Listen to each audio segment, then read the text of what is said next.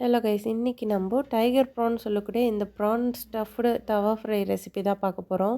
So இதுக்கு தேவையான அளவு நம்ம டைகர் ப்ரான் எடுத்துப்போம். இந்த டைகர் ப்ரான்னாலே வந்து நார்மல் ப்ரானை விட ஒரு 4-5 மடங்கு ரொம்பவே பெருசாக இருக்கும். நீங்கள் இதில் வீடியோவில் பார்க்கும்போதே தெரியும்.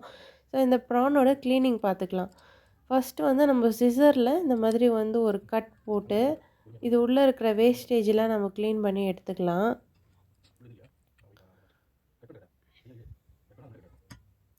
நம்ம இதோட மேலே இருக்கிற ஷெல் வந்து ரொம்ப ரொம்ப ஹார்டாக இருக்கும். அதனால நீங்கள் ஃபஸ்ட்டே வந்து கத்தி வச்சு கட் பண்ணால் உங்களால் கட் பண்ண முடியாது. ஸோ இந்த மாதிரி சிசரில் கட் பண்ணிவிட்டு அதுக்கு மேலே கத்தி வச்சு ஒரு டீப் கட் போட்டிங்கன்னா நமக்கு ஸ்டஃபிங்க்கு வந்து ஈஸியாக இருக்கும். இந்த மாதிரி ரன்னிங் டேப் வாட்டரில் வந்து நம்ம உள்ளே இருக்கிற வேஸ்டேஜ் எல்லாமே நல்லா க்ளீன் பண்ணி எடுத்துடலாம்.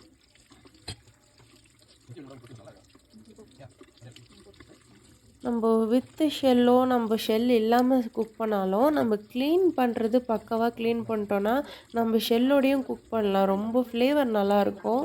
அதே மாதிரி இந்த மாதிரி நம்ம ஸ்டஃப் பண்ணி பண்ணுறதுனால உள்ளே இருக்கிற ஸ்டஃபிங்லாம் வெளியில் வராமல் உள்ளேயே லாக் பண்ணும் இந்த ஷெல் இருக்கிறதுனால. இதோட ப்ரானோட இந்த மேலே இருக்கிற தலையிலையும் நம்ம இந்த மாதிரி கட் பண்ணி அது உள்ளே இருக்கிற வேஸ்டேஜும் நல்லா நம்ம ரன்னிங் வாட்டரில் க்ளீன் பண்ணி எடுத்துடலாம். இதோட ப்ரானோட க்ளீனிங் ரொம்ப ஈஸி. நார்மல் ப்ரானை விடவே இந்த நீங்கள் க்ளீன் பண்ணுறது ரொம்ப ஈஸியாக இருக்கும். அதேமாதிரி வேஸ்டேஜும் இதில் நிறைய வரும். நீங்கள் இந்த ஷெல்லு, இந்த தலை இதெல்லாமே நம்ம கட் பண்ணி போட்டு எப்படியா உள்ளே இருக்க மீட் தான் சாப்பிடுவோம். அது மட்டும் எடுத்தோம்னா நம்ம பாதிக்கு பாதி வேஸ்டேஜே இதில் போயிடும்.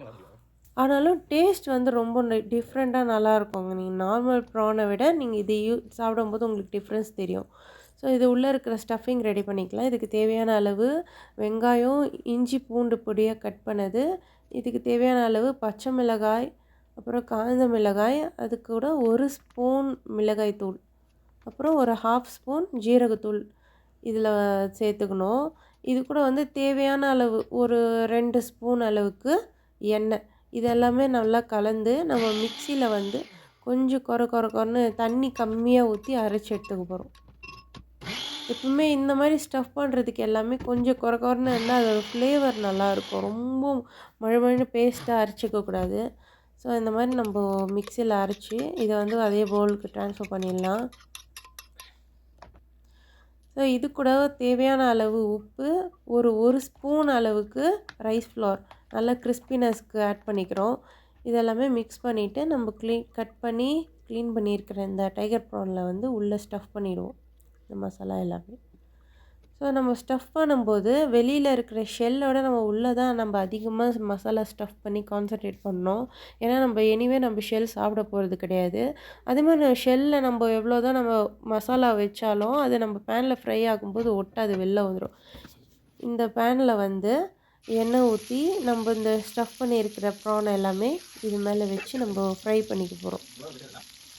இந்த ப்ரான் எப்படி நம்ம குக் பண்ணுறதுனா, நார்மல் ப்ரானை விட இது கொஞ்சம் டைம் எடுத்துக்கும். அதே மாதிரி இதை நம்ம நார்மல் ப்ரான் அளவுக்கு நல்லா குக் பண்ணணும். அப்படி இந்த ஷேப் வர அளவுக்கு இது நல்லா சுருங்குற அளவுக்கு குக் பண்ணிட்டோன்னா ரொம்ப ரப்பரியாக அது கடிக்கும்போதே வந்து ஒரு சாஃப்ட்னஸ் இல்லாமல் ரொம்ப ஹார்டாக இருக்கும். அதனால் இந்த ப்ரான் வந்து இந்த சீன்னு சொல்லுவோம் இல்லையா ஆல்ஃபபெட்டில், அந்த சி ஷேப்பில் வரும்போதே நம்ம ப்ரான் குக் பண்ணி எடுத்துக்கணும்.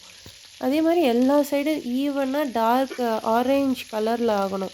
அப்படி வந்தாலே ப்ரான் நல்லா குக் ஆகிடுச்சின்னு அர்த்தம். இந்த ப்ரானை வந்து நம்ம எல்லா சைடும் டர்ன் பண்ணி ஈவனாக குக் பண்ணிக்கலாம். இது ரொம்ப நேரம் குக் பண்ணணுன்னு அவசியம் இல்லை. இந்த ப்ரான் சைஸ் தான் கொஞ்சம் பெருசாக இருக்கும். நார்மல் ப்ரானை விட கொஞ்சம் டைம் எடுத்துக்கும், ஆனால் சீக்கிரம் குக் ஆகிடும். இது மேலே வந்து நம்ம மிளகுத்தூள் இதில் இந்த மாதிரி தூவிக்கிறோம். அவ்வளோதான் இதோட குக்கிங். ரொம்ப 5 to 10 மினிட்ஸில் ஓவரால் மொத்த ப்ரானுமே குக் ஆகிடும். இது எல்லாமே வந்து ஒரு பிளேட்டில் வச்சுட்டு இப்போது ஃபஸ்ட்டு ஸ்டெப்பு கார்னிஷிங் பார்த்துக்கலாம். இந்த மாதிரி ஃபஸ்ட்டு நம்ம கொத்தமல்லி இந்த மாதிரி அரேஞ்ச் பண்ணிக்கலாம். ஃபஸ்ட்டு இந்த மாதிரி கார்னிஷ் பண்ணும்போது ஒரு சில சோதனைகள்லாம் வரதான் செய்யும். ஸோ இந்த மாதிரி நம்ம கொத்தமல்லிலாம் வச்சு கார்னிஷ் பண்ணிட்டோம். அண்ட் தென் இதுக்கு மேலே வந்து நம்ம ஸ்டோர் பாட் சாஸ் கூட ரொம்ப நல்லாயிருக்கும். எனி மயோனைஸ் பேஸ்டு சாஸ் எல்லாமே ரொம்ப நல்லாயிருக்கும். இதுக்கு சைட் டிஷ்ஷாக நம்ம டிப் பண்ணி சாப்பிட. ஸோ நான் இதில வந்து ரெட் சில்லி மேயோ சாஸ் தான் நான் யூஸ் பண்ணுறேன். இந்த ஃப்ளேவர் உங்களுக்கு கிடைக்கலனா நார்மல் மயோனைஸ் தான் ரொம்ப நல்லாயிருக்கும் இதுக்கு டிப் பண்ணி சாப்பிட்றதுக்கு. So red chilli Mayo sauce வந்து இந்த மாதிரி நம்ம மேலே போட்டுட்டு, இது மேலே வந்து நம்ம ப்ரானை குக் பண்ணோம் இல்லையா, அந்த ஆயில் வந்து இது மேலே ட்ரிசில் பண்ணுறோம். இந்த ஃப்ளேவர் ரொம்ப நல்லாயிருக்கும் அந்த ஆயிலில். ஸோ அது ஜஸ்ட் 1 ஸ்பூன் இது மேலே நம்ம ட்ரிசில் பண்ணிவிட்டு, இதை வந்து நல்லா ஹாட்டாக சர்வ் பண்ணுங்கள். ஸ்டார்ட்டரோ இல்லை ஈவினிங் ஸ்நாக்காகவோ எப்படி வேணாலும் சர்வ் பண்ணலாம். இதோட டேஸ்ட் ரொம்ப யூனிக்காக, ரொம்ப சிம்பிளாக பண்ணக்கூடிய டிஷ் இது. கிட்ஸுக்கு கூட ரொம்ப விரும்பி சாப்பிடுவாங்க. ஸோ இந்த வீடியோ பிடிச்சிருந்தா லைக் பண்ணுங்கள், ஷேர் பண்ணுங்கள், முக்கியமாக சப்ஸ்கிரைப் பண்ணுங்கள். இதோட நம்ம நெக்ஸ்ட் வீடியோவில் பார்ப்போம். டாடா பாய்.